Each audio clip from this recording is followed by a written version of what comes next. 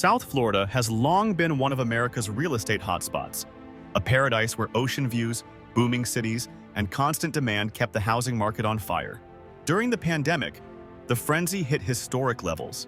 In 2021 alone, Miami home prices jumped nearly 20% year over year. Bidding wars became routine, and houses often sold in days for well above asking. For a while, buying property here felt like a guaranteed win. But in 2025, the story has flipped. Across Miami, Fort Lauderdale, Cape Coral, and other once booming cities, prices are being slashed, listings linger unsold, and buyers are no longer rushing in. Redfin reports that nearly half of all active listings in Florida have had at least one price cut. What was once a seller's dream has become a correction that's impossible to ignore. And this downturn isn't random. It's being fueled by powerful forces colliding all at once. Sky-high mortgage rates, record-breaking insurance premiums, oversupply of homes, and growing climate risks are reshaping the market. To understand why South Florida real estate isn't looking good at all, we need to dig into these causes. Oversupply of homes.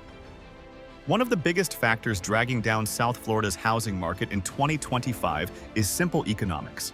There are just too many homes on the market compared to the number of serious buyers. During the pandemic boom, developers and homeowners raced to cash in on unprecedented demand. New construction permits in Miami-Dade alone surged by more than 30% between 2020 and 2022, while condo projects along the coast were launched at a pace not seen since before the 2008 crash. At the same time, individual sellers flooded the market with listings, confident that bidding wars would drive prices higher and fast cash offers would keep rolling in. For a while, that strategy worked. 2021 saw median home prices in South Florida climb more than 18% in a single year. But the boom created its own problem: oversupply. Once demand cooled, the sheer volume of homes hitting the market became a burden. Buyers now have more choices than ever before, and that leverage has completely flipped the script. Instead of competing for properties, buyers are sitting back, forcing sellers to compete for their attention. Price cuts have become routine, with Zillow reporting that nearly half of all active listings across Florida have already been marked down at least once. Properties that would have attracted 10 or more offers in 2021 now sit for weeks or even months with barely a showing. The imbalance is especially clear in the data. In nearly a dozen Florida cities, listings have surged by double digits while closed sales have dropped by as much as 20% year over year.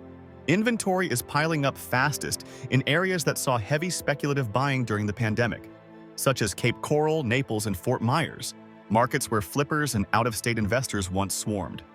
In those cities, the number of homes for sale has doubled compared to just 2 years ago, but demand has not kept pace.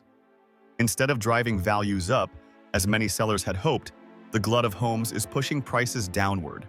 Oversupply also creates a psychological effect that ripples through the market. With so many options available, buyers feel no urgency to make quick decisions.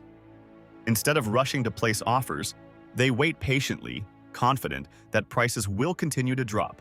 This wait-and-see mindset creates a self-reinforcing cycle.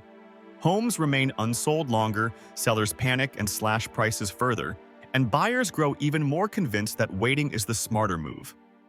The result is a downward spiral where confidence erodes right alongside values. In essence, South Florida has gone from a market defined by scarcity to one defined by surplus. That transition is painful for sellers who still expect pandemic-level profits but are instead facing lowball offers or no offers at all. Oversupply doesn't just drag prices down, it reshapes the entire psychology of the market. What was once a high-demand, low-supply paradise has now flipped completely on its head, and oversupply stands as one of the most powerful reasons why South Florida real estate is struggling in 2025. High mortgage rates. Another major drag on South Florida's housing market is the sharp rise in mortgage rates. Just a few years ago, buyers were locking in 30-year loans at historically low levels, sometimes under 3%. In 2021, nearly 60% of all mortgages in Florida were secured at rates below 4%, which supercharged demand and gave even middle-income families a shot at owning homes in desirable areas. But those days are long gone. By 2025, average mortgage rates have more than doubled compared to the pandemic era, hovering around 7%. That shift has fundamentally altered what buyers can afford, creating one of the steepest affordability drops in decades. The math is crushing.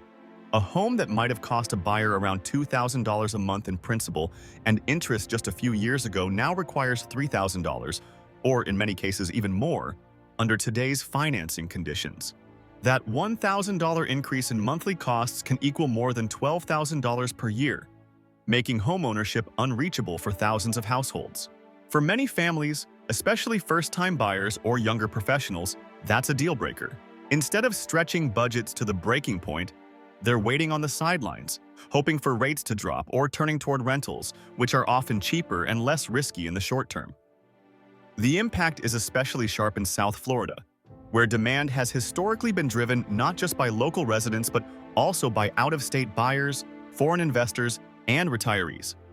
These groups were once willing to pay hefty premiums when borrowing was cheap, but with financing costs now so high, the numbers simply don't work. A luxury condo in Miami that might have seemed like a good investment at a 3% rate looks far less attractive at 7%. As a result, fewer qualified buyers are entering the market, more homes remain unsold, and sellers are being forced to slash asking prices or offer incentives just to attract interest. Beyond affordability, rising mortgage rates also carry a psychological weight that adds to the slowdown. Many potential buyers fear buying at the peak, committing to a home with expensive financing, only to watch its value decline. This fear has created a hesitation that ripples through the market. Redfin has noted that cancellation rates across Florida are climbing, with buyers backing out mid-deal after running the numbers and realizing how expensive their monthly payments would be. In essence, high rates are not just a financial barrier, but also a confidence killer. Meanwhile, homeowners who locked in historically low rates during the pandemic are reluctant to sell, since moving would mean trading a 3% mortgage for one more than double that. This so-called rate lock phenomenon has trapped many would-be sellers, reducing the number of move-up buyers and keeping existing homes off the market. While this might sound like it would help balance supply and demand, in reality it just freezes activity.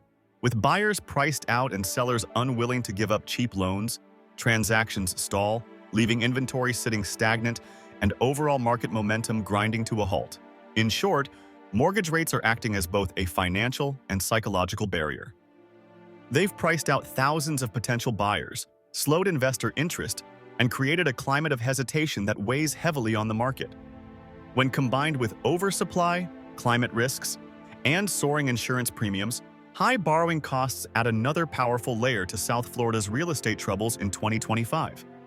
Climate and natural disaster risks. South Florida's real estate market has always carried a unique and unavoidable risk factor: the region's exposure to hurricanes, flooding, and rising sea levels. For decades, these issues lingered in the background, acknowledged but often ignored during times of strong growth. But in 2025, those risks are no longer distant concerns. They're front and center in the minds of buyers, sellers, insurers, and policymakers alike. Each hurricane season brings the possibility of billions of dollars in damage, and even properties that have never taken a direct hit face skyrocketing costs simply because of their location in vulnerable coastal zones. Rising sea levels add another, slower-moving but equally damaging layer of uncertainty. Miami, Fort Lauderdale, and Palm Beach are already experiencing sunny-day flooding when high tides push seawater into streets and neighborhoods without a storm in sight. According to the National Oceanic and Atmospheric Administration, NOAA, sea levels around South Florida have risen nearly 6 inches since 2000, and projections suggest another foot or more by 2050. For homeowners, that means more frequent maintenance, higher flood insurance premiums, and the looming risk of long-term value erosion. For prospective buyers, it raises a critical question: is this truly a safe place to invest for the next 20 or 30 years? These concerns are not just theoretical, they're showing up in hard numbers. Studies from the First Street Foundation and Climate Central show that homes in flood-prone areas are already selling at a discount compared to similar properties in safer inland neighborhoods. In Miami-Dade County, some flood zone homes are trading at 10 to 15% below market averages, a gap that has been widening each year. In certain coastal neighborhoods, sellers are struggling to attract interest at all, even after repeated price cuts. The market is quietly creating a two-tier system. properties on higher ground retain more value, while those closer to the water are steadily losing their appeal. The psychological impact of climate risk is just as powerful as the physical one. Even if a property has never been damaged, the constant stream of news about billion-dollar storms, record rainfall, and sea level rise plants doubt in buyers' minds. Hurricanes like Irma, 2017, Michael, 2018, and Ian, 2022, left lasting scars on the market, and each new storm season renews that fear. Potential buyers ask themselves, will this home even be livable in 20 years? Or will it become a stranded asset? This uncertainty weighs heavily on families making long-term financial commitments. Investors, who once flocked to South Florida for its strong rental demand and appreciation potential, are also pulling back. Short-term vacation rental owners face rising insurance premiums and the risk of prolonged vacancies after major storms. Institutional buyers, who were scooping up large portfolios of homes during the pandemic boom, have slowed acquisitions in flood-prone areas, wary that climate-related losses could wipe out expected returns. Banks and insurers have also started tightening requirements, with some lenders refusing to issue mortgages for certain coastal condos and insurers outright dropping coverage for properties they deem too risky. In short, the very natural beauty that once made South Florida so desirable is increasingly viewed as a liability.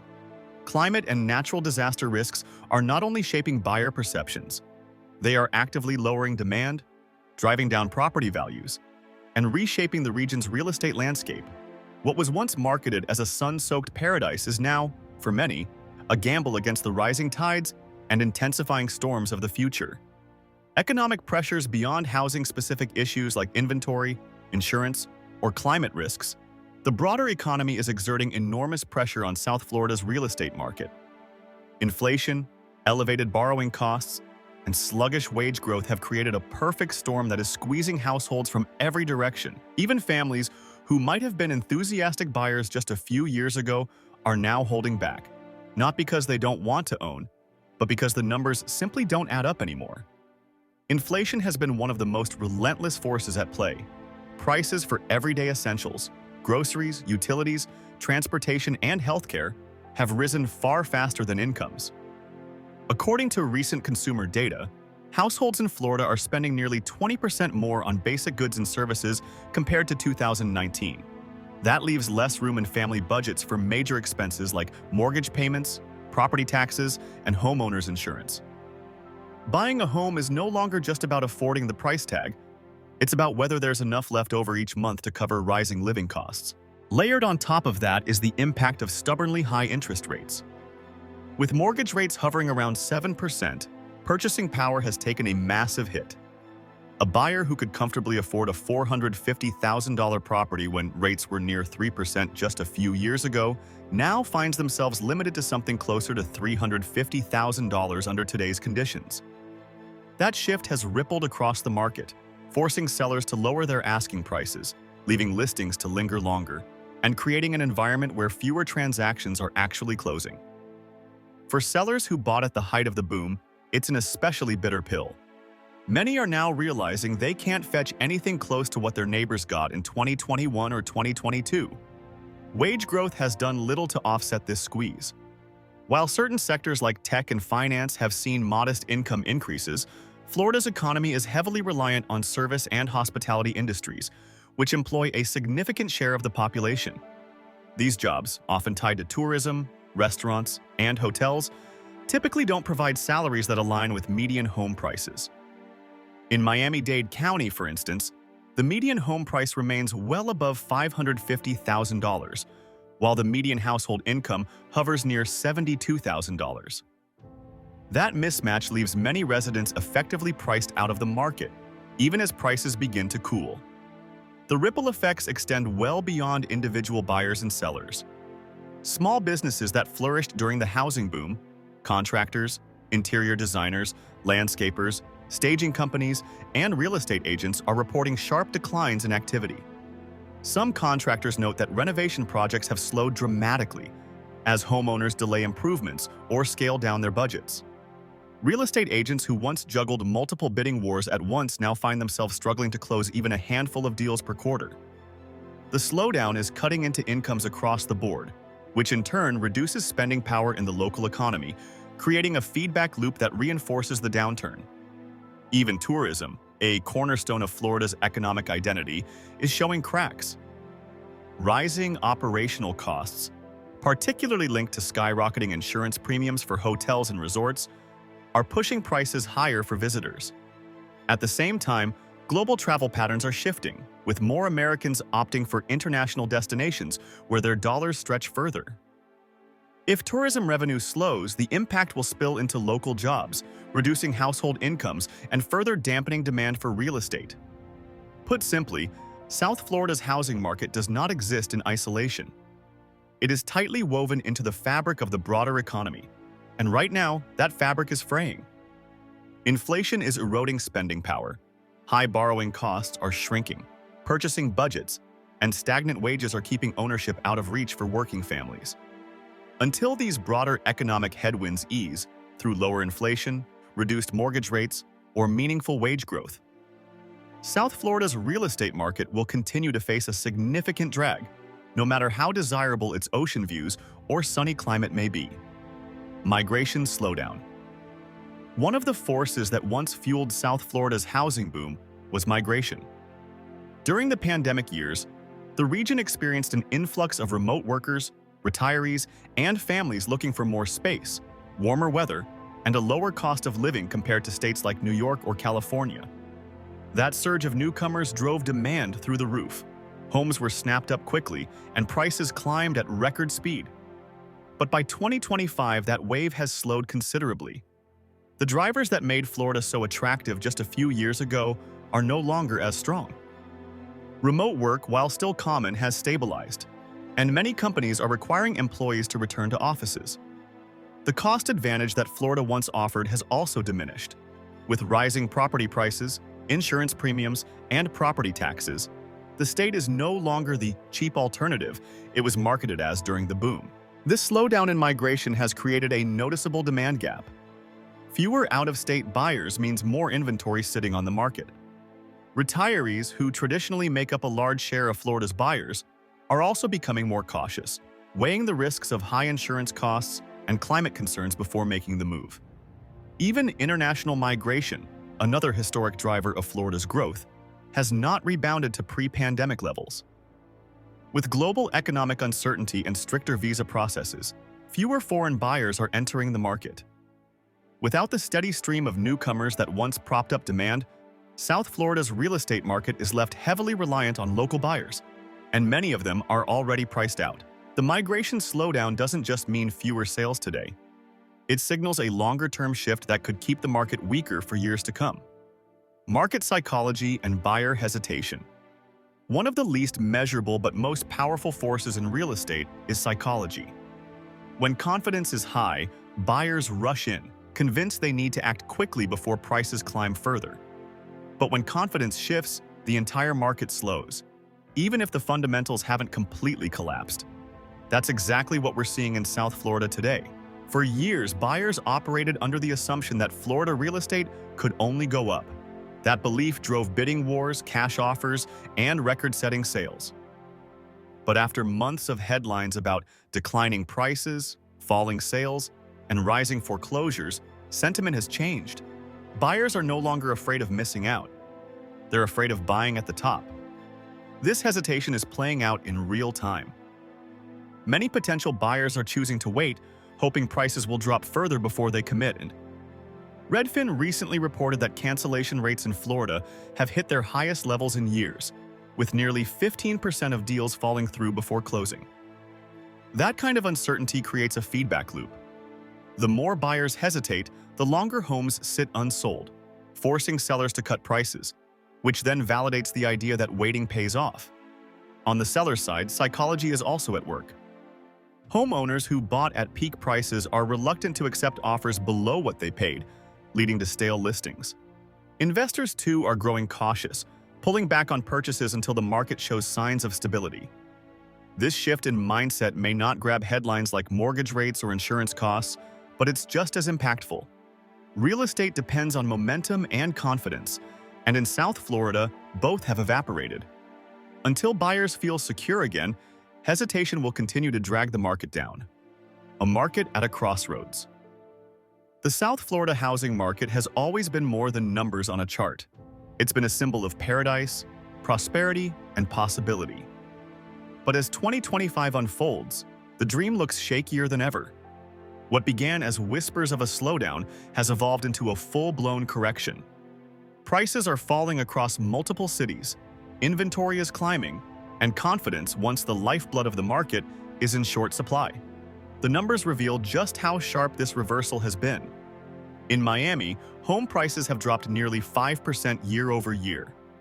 Tampa has seen declines over 6%, while Cape Coral, one of the fastest-growing pandemic boomtowns, has fallen more than 11% in just 2 years. Across the state, nearly half of active listings are now marked down, a stark contrast to the bidding wars that defined the market just a few years ago. Redfin reports that nearly 15% of pending sales in Florida were canceled in May, one of the highest failure rates in nearly a decade. The condo market has its own crisis. With Florida's new Building Safety Act requiring massive repairs, special assessments in some towers exceed $100,000 per unit. Over 1,400 condo complexes are currently blacklisted by lenders, freezing sales and trapping owners who cannot sell without taking devastating losses. Meanwhile, homeowners' insurance premiums have surged past $6,000 annually on average, more than triple the U.S. norm. For coastal properties, those premiums often climb even higher, rivaling mortgage payments. And yet, Florida's population is still growing. People are still moving in from the Northeast and Midwest, drawn by weather, culture, and tax benefits. But that influx no longer feels strong enough to offset the financial headwinds of high borrowing costs, climate risk, and affordability gaps. The fundamentals, wages, insurance, and economic stability simply aren't keeping pace with housing costs. The big question is whether South Florida is facing a painful but temporary correction, or whether it's the beginning of something far deeper. Analysts remain divided. Optimists see a soft landing, where prices stabilize and buyers slowly return as interest rates ease. Pessimists warn of a prolonged downturn, with rising foreclosures and investor pullbacks triggering a larger slide. What's clear is this: the era of automatic growth is over. South Florida real estate has entered a new chapter, one where caution, not exuberance, defines the market. And for thousands of families, investors, and retirees, the decisions made in the coming months will determine whether the dream of paradise endures or slips further out of reach.